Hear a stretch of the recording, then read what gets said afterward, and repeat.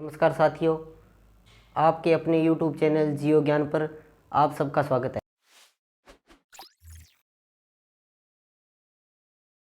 नमस्कार साथियों, आपके अपने YouTube चैनल जियो ज्ञान पर आप सबका स्वागत है। तो साथियों, आज हम पढ़ेंगे अपने साइकोलॉजी का अगला टॉपिक। तो अपने साइकोलॉजी का अगला टॉपिक रहने वाला है सामाजिक रचनावादी वाइगोत्स्की। तो इस टॉपिक से हर एग्ज़ाम के अंदर क्वेश्चन आते हैं। अब की बार फर्स्ट ईयर लेक्चरर ज्योग्राफी के अंदर 2022 में जो परीक्षा हुई है उसके अंदर सीधा क्वेश्चन आया हुआ था, अभी ZPD किसे कहते हैं। तो आज हम ZPD के बारे में और इनके सिद्धांत के बारे में पढ़ेंगे। तो देखिए कि इन्होंने क्या है, ज़्यादातर क्या ये वाइगोत्स्की थे रूस के। पहले अपने इनके सामान्य परिचय के बारे में जानेंगे। वाइगोत्स्की कहाँ के थे? रूस के। ये क्या है, रूस के रहने वाले थे। और इन्होंने ज़्यादातर क्या है, संज्ञान पर जोर दिया। ज़्यादातर क्या है, संज्ञान पर जोर दिया। संज्ञान के माध्यम से इन्होंने अपने तीन कारकों के माध्यम से समझाया है। एक तो है समाज, दूसरा है संस्कृति, और तीसरा अपना कौन सा है, भाषा। तो वाइगोत्स्की ने ये बताया कि बच्चे में संज्ञानात्मक विकास क्या है कि समाज से संस्कृति और भाषा। जो बच्चे का विकास है वो समाज के अंदर ही होता है, और अपने जैसी संस्कृति में वो रहता है वैसे होता है, और भाषा भी उसकी वैसी होती है। तो अब अपने इनके आगे इन्होंने कौन कौन से सिद्धांत पर प्रकाश डाला, इनके बारे में पढ़ेंगे। तो अब आगे देखिए, वाइगोत्स्की ने अपने सिद्धांत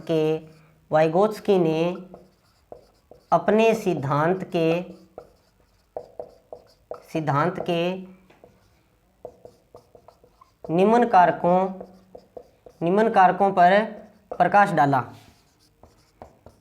डाला। तो इन्होंने कौन कौन से कारकों पर प्रकाश डाला? अब देखिए, पहला जो इनका कारक था वो था सामाजिक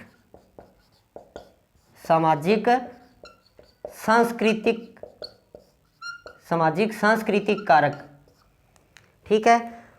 और दूसरा जो इनका कारक था वो कौन सा था? अंतःक्रिया। कौन सा है? अंतःक्रिया। और तीसरा जो इनका कारण है या कारक है वो कौन सा है? चौथे फैक्टर की बात कर रहे थे। चौथा कारक इनका कौन सा है? भाषा एवं विचार।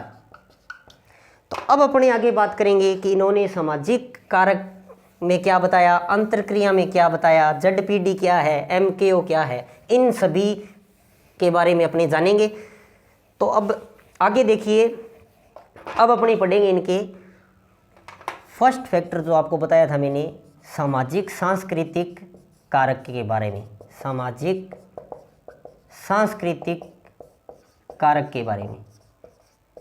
सामाजिक सांस्कृतिक कारक के अंतर्गत वाइगोत्स्की ने क्या बताया कि बच्चे पर ज़्यादा से ज़्यादा समाज का प्रभाव पड़ता है, और इन्होंने समाज के साथ साथ संस्कृति पर भी जोर दिया।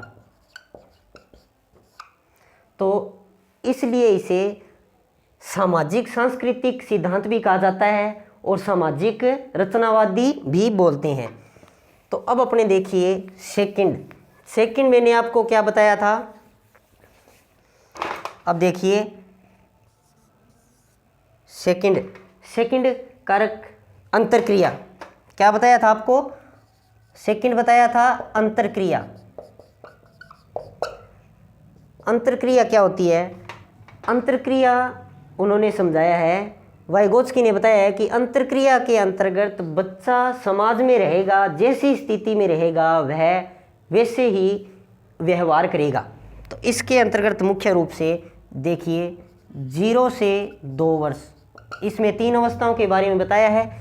0 से 2 वर्ष है, फिर 2 वर्ष से 6 वर्ष है, और फिर तीसरी है क्या है अपने 7 वर्ष के बाद। कौन सी है? 7 वर्ष के बाद। तो अब अपने आगे बात करेंगे 0 से 2 वर्ष के अंतर्गत बच्चे में क्या होता है कि 0 से 2 वर्ष के अंतर्गत बच्चा हाव भाव के माध्यम से व्यवहार करता है। कैसे करता है? हाव भाव के माध्यम से बच्चा हाव भाव के माध्यम से व्यवहार करता है और बच्चा छोटे छोटे शब्दों को बोलने लगता है। बच्चा छोटे छोटे शब्दों को बोलने लगता है, क्योंकि बच्चे में इतनी मानसिक योग्यता नहीं होती कि वह तार्किक चिंतन कर सके। तो इसलिए इन्होंने कहा है कि 0 से 2 वर्ष के अंतर्गत बच्चा समाज के अंदर अपने हाव भाव के माध्यम से व्यवहार करता है और छोटे छोटे शब्दों को बोलने लगता है।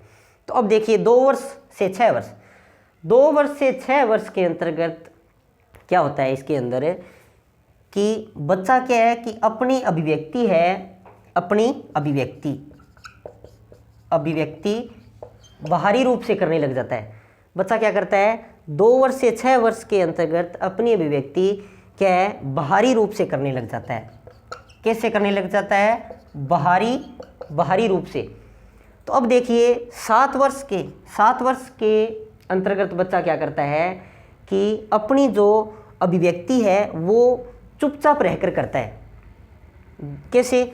अपनी अभिव्यक्ति चुपचाप, इसके अंतर्गत इन्होंने बताया कि बच्चा अपनी अभिव्यक्ति क्या है? चुपचाप रहकर करेगा। और इसमें क्या करता है बच्चा? तार्किक चिंतन या चिंतन करने की क्षमता क्या होता है इसके अंदर? चिंतन करने की क्षमता विकसित हो जाती है बच्चे के अंदर। क्या हो जाता है? चिंतन करने की क्षमता विकसित हो जाती है। तो अब अपने आगे पढ़ेंगे तीसरी अवस्था में इन्होंने क्या बताया। तो साथियों देखिए तीसरी अवस्था के अंतर्गत फिर अपने इससे आगे पढ़ेंगे ZPD क्या है, MKO क्या है। अब देखिए तीसरी अवस्था इनकी थी ZPD, जिसे जोन प्रोक्सिमल डेवलपमेंट भी बोलते। तो अपनी बात कर रहे थे ZPD क्या है। ZPD अपने क्या है? सहायता के साथ करने वाले कार्य के बीच के अंतर को ZPD बोला जाता है।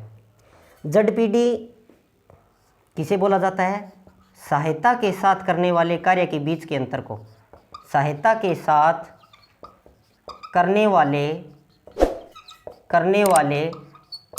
कार्य के बीच के अंतर को अपने क्या बोलते हैं? ZPD बोलते हैं।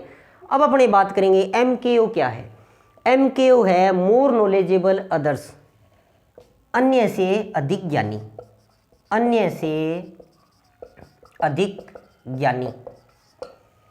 MKO किसे बोलते हैं? अन्य से अधिक ज्ञानी, मोर नॉलेजेबल अदर्स। ठीक है। और सेकंड नंबर अपनी बात करेंगे मचान या स्केफोल्डिंग। स्केफोल्डिंग क्या है? सहायता प्रदान करने की तकनीक को स्केफोल्डिंग कहा जाता है। अब अपने आगे बात करेंगे स्केफोल्डिंग किसे कहा जाता है। तो स्केफोल्डिंग क्या है? स्केफोल्डिंग है सहायता प्रदान करने की तकनीक। सहायता प्रदान करने की तकनीक को अपने क्या बोलते हैं? स्केफोल्डिंग बोलते हैं। तो अब अपने आगे बात करेंगे स्केफोल्डिंग को अपने किन किन नाम से जानते हैं।